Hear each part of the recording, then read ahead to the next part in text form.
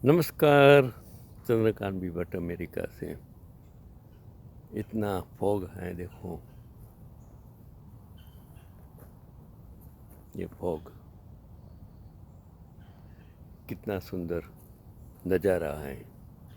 ये अमेरिका है, Chandrakant B Bhatt America से।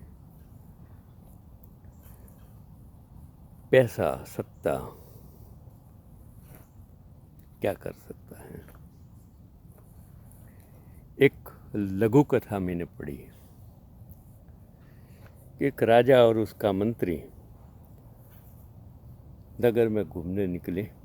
आज तो जब इलेक्शन आता है तब राजा लोग घूमने निकलते हैं, लेकिन उस वक्त की बात करता हूँ जब रजवाड़ी शासन था। राजा लोग थे, लोगों की परिस्थिति जानने के लिए रात को निकलते थे वेशभूषा बदल के।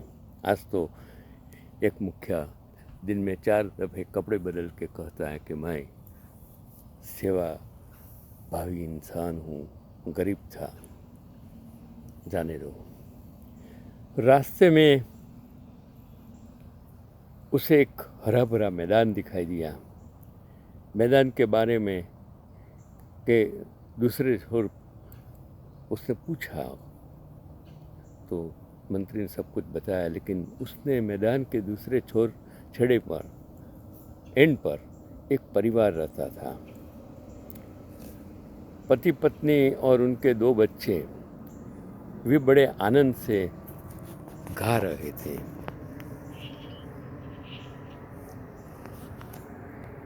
ये मच्छर भी तकलीफ करता है, क्या करूं भाई साहब, क्षमा करना।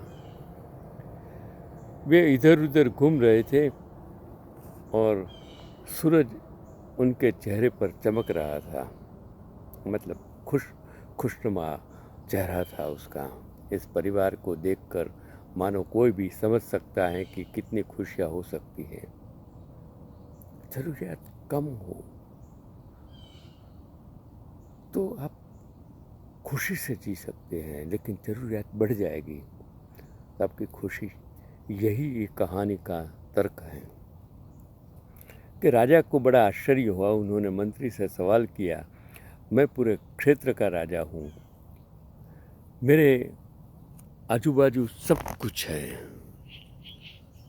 डोम डोम का साथी होने के बावजूद मैं इन लोगों जितना खुश क्यों नहीं हूँ।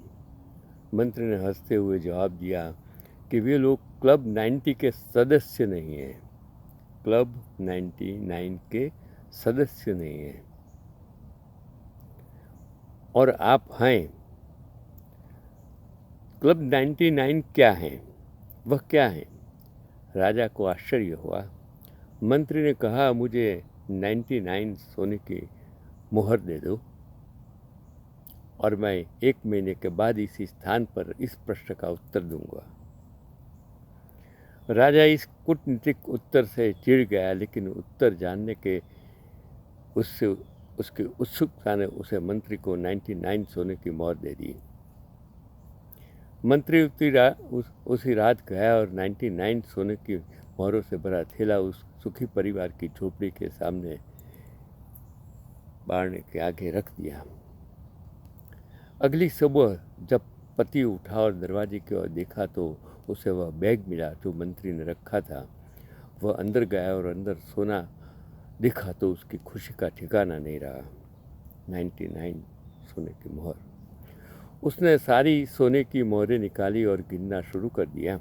1 2 3 4 90 और 99। उसने फिर से गिनती शुरू कर दी, क्योंकि कुछ गड़बड़ तो हो गई थी। फिर संख्या 99 पर आ गई। उसने अपनी पत्नी को बुलाया और कहा, तुम उस सोने की मोहर को गिन लो। उसे 99 नंबर मिला है। थोड़ा उदास होकर पति ने मन ही मन सोचा, अगर मैं 1 सोने की मोहर कमाता तो हमारे पास 100 सोने की मोहर होगी। वह दिन रात काम करने लगा। उन्होंने खेत से अधिक और बेहतर फसल प्राप्त करने के लिए अथक परिश्रम करना शुरू कर दिया। एक शाम को वो घर आया और सोने की मोहरें गिनी तो संख्या 97 निकली। 2 सोने की मोहरें कैसे कम हो गई, उसने झुठला कर कहा। उसकी पत्नी ने मन ही मन उत्तर दिया, मैंने 2 सोने की मोहर खरीद के लिए ली है। देखो ये साड़ी कैसी लग रही है। पति क्रोधित हो गया, तुम्हें 2 सोने की मोहर का उपयोग करने के लिए किसने कहा? मैं यहाँ कोशिश कर रहा हूँ, इतनी मेहनत करके 1 सोने की मोहर कमाओ और तुमने 2 का इस्तेमाल कर दिया। तुम स्वभाव से कंजूस हो। यह कभी इस्तेमाल के लिए नहीं थी, इसलिए मैंने इसका इस्तेमाल किया। वो पत्नी ने पति को कहा कि तुम कंजूस हो। फिर अगले दिन उसका बेटा 1 सोने की मोहर बेचकर एक नई घड़ी लाया। सोनामोहर घट गया और कंकास बढ़ गया। जब जब सोने की मोहर कम होने लगी, घर में कलुषित वातावरण हो गया, सब झगड़ने लगे।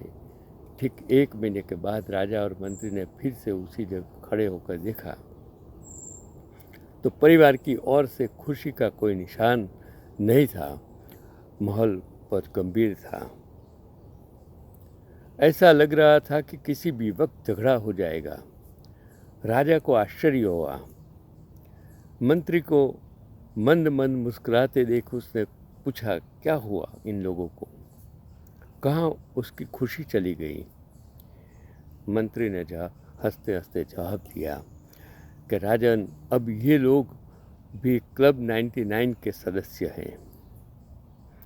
आपने जो 99 सोने के सिक्के दिए थे, मैंने उनके घर के दरवाजे पर रख दिए और इस परिवार की खुशियाँ उन 99 सोने के सिक्कों में से 100 कैसे बनाए, इसी उधड़पुन में नष्ट हो गई।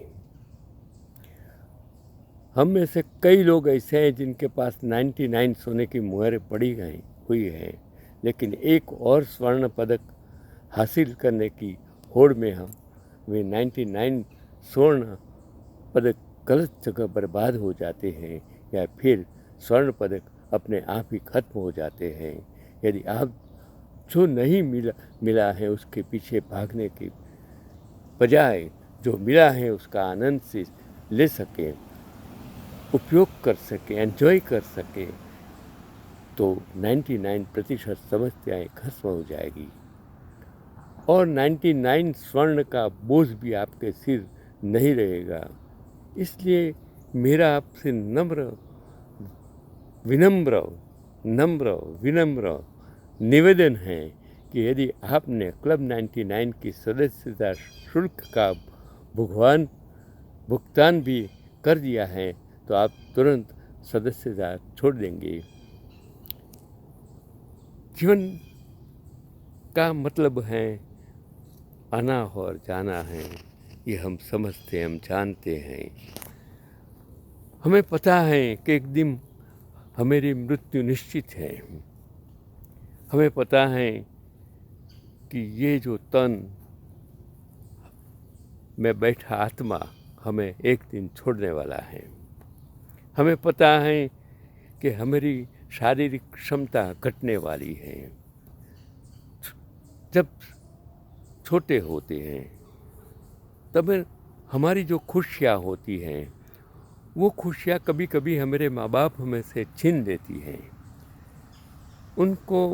माँ बाप उनको एंजॉय करने नहीं देते। उसका बचपन जो अच्छी तरह जी सके उसके लिए प्रयत्न नहीं करते। उसके पर एक ऐसा बोझ ठोप देते हैं कि तुम पढ़ो, डॉक्टर बनो, इंजीनियर बनो, इंडस्ट्रियलिस्ट बनो, प्रमुख बनो, मंत्री बनो, खजांची बनो,